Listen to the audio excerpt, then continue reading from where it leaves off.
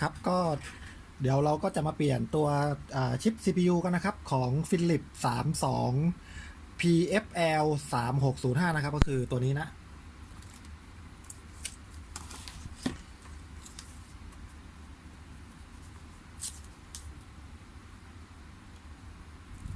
ก็เราจะแปะฟอยล์ไปรอบๆชิปก่อนนะครับเพราะว่า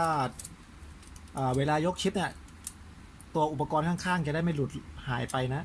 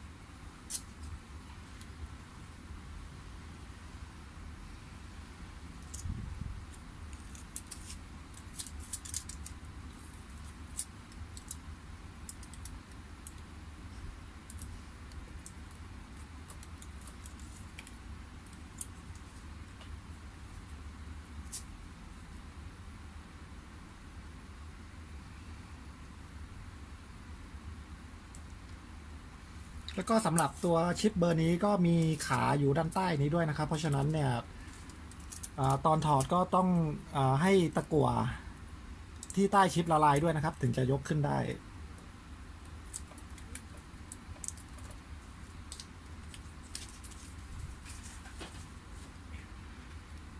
แล้วก็ด้านล่างผมก็จะใช้ตัววอร์มบอร์ดด้วยนะครับ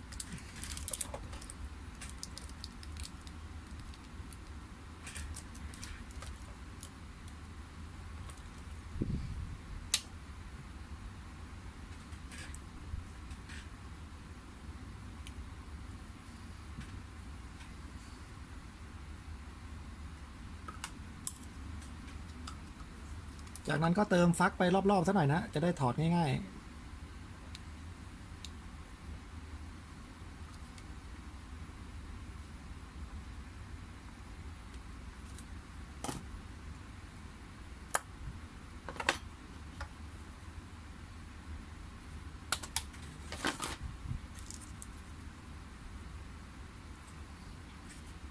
แล้วก็เติมตะกั่วไปนะครับ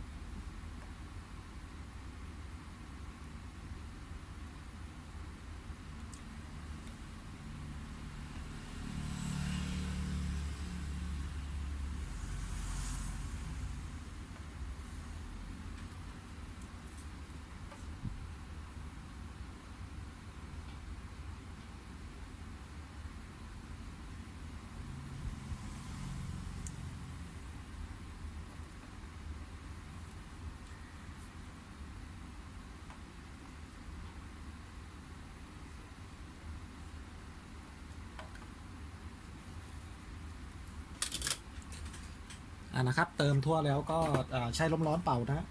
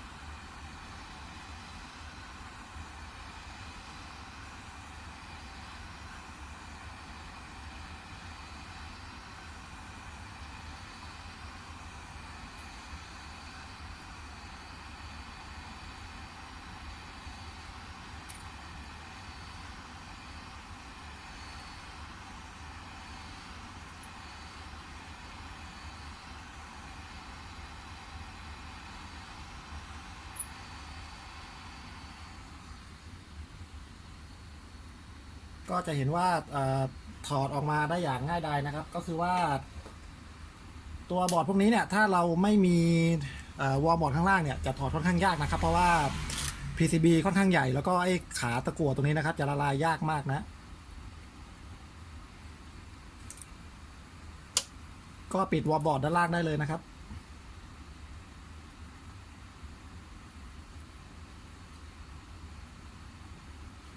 แล้วก็ตอนที่บอร์ดกำลังร้อนๆอยู่เนี่ยเราก็ทำการไลท์เคลียร์ตะกั่ว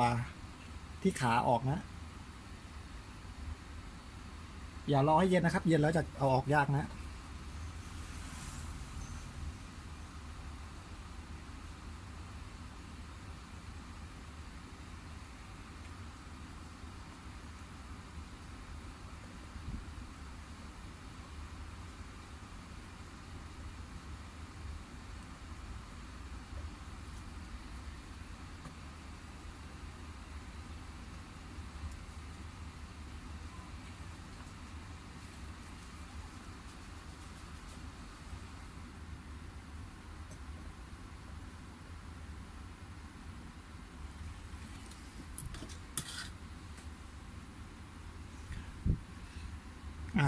เรียบร้อยแล้วนะครับก็สามารถถอดออกมาโดยไม่ยากนะแล้วก็อันนี้เป็นชิปตัวใหม่ที่เราจะทำการเปลี่ยนเข้าไปนะตัวนี้ต่อไปก็มา สู่ขั้นตอนการใส่นะครับก็เริ่มแรกก็ทาฟักบางๆไปที่ขาทั้ง4ด้านก่อนนะ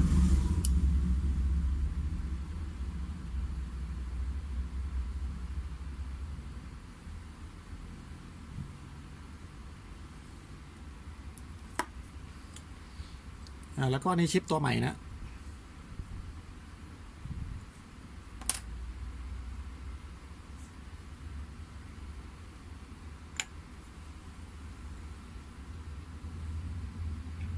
จากนั้นก็เล็งให้ขาตรงทั้ง4ด้านนะครับขั้นตอนนี้ไม่ต้องรีบนะ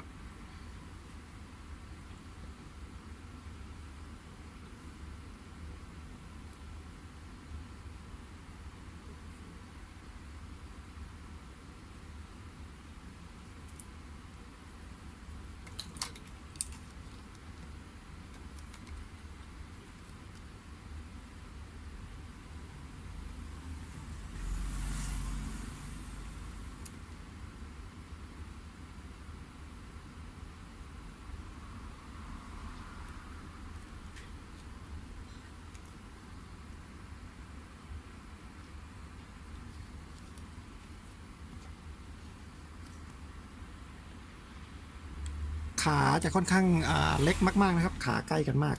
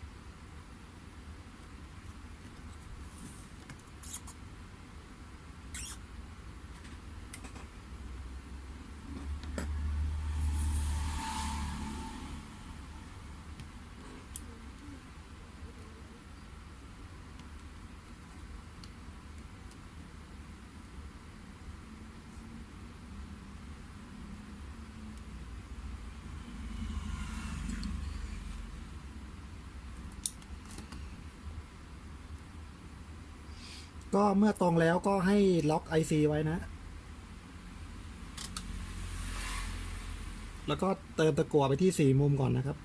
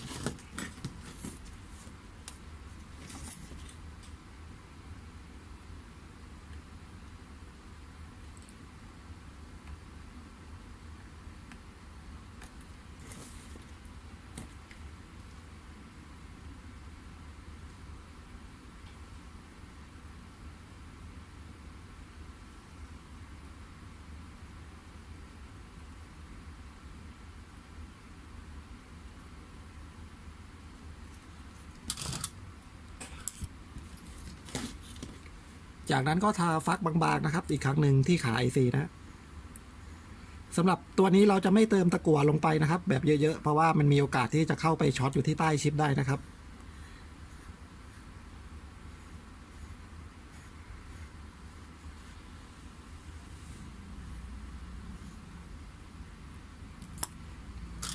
วิธีที่เราจะทำนะครับก็คือ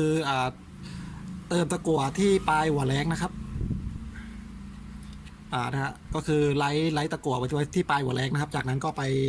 ค่อยๆไล่ลงไปให้ติดที่ขา IC นะ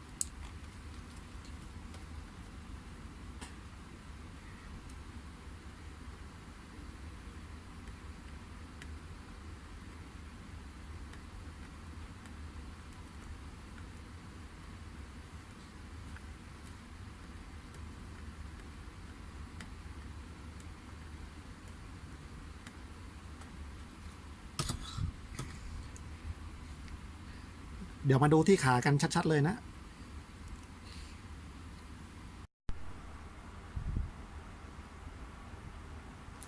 ก็มาดูกันชัดๆเลยนะ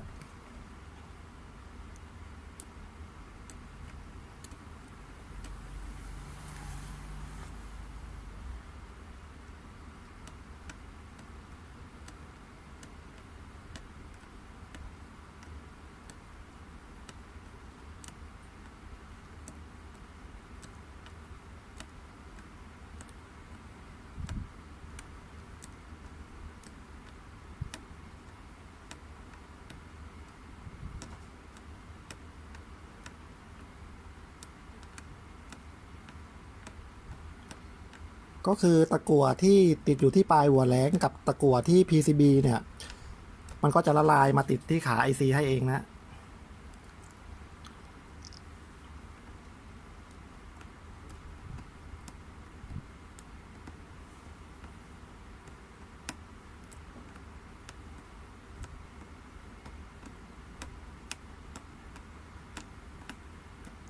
ก็คือการไลฟ์แบบนี้เนี่ยลดโอกาสในการช็อตได้ดีมากนะ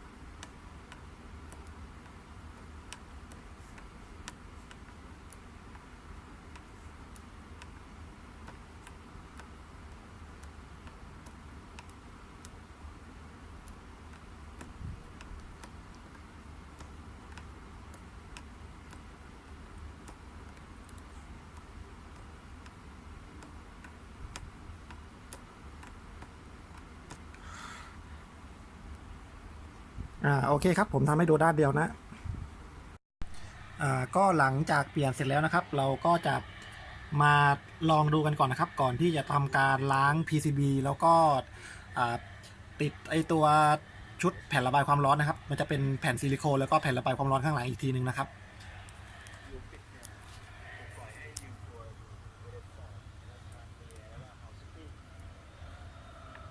นี่นะครับเปิดติดใช้ได้ปกติแล้วนะครับตอนนี้ก็ถ้าเป็นอย่างนี้แล้วเนี่ยเดี๋ยวเราก็จะไปทำความสะอาด PCB กันให้เรียบร้อยนะครับแล้วก็ประกอบได้เลยนะครับอันนี้ถือว่าใช้ได้นะหลังจากเราเปลี่ยนแล้วก็เทสดูว่าโอเคแล้วเราก็ล้างปริ้นให้เรียบร้อยนะครับอันนี้หลังจากล้างปริ้นเสร็จนะครับ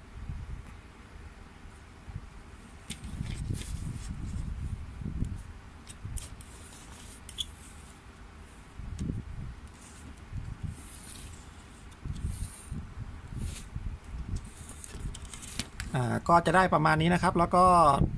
ตัวนี้คือIC ตัวเก่านะครับส่วนสำหรับใครที่จะเปลี่ยน IC เบอร์นี้นะครับก็คือดูโค้ดแถวนี้แค่แถวเดียวนะครับก็คือนี่นะครับของ MediaTek นะครับ MT8222 นะฮะ TMMU นะครับดูโค้ดแค่แถวนี้นะครับแถว2กับแถว3ไม่ต้องสนใจนะก็เดี๋ยวเราไปดูภาพนิ่งกันอีกทีนะครับ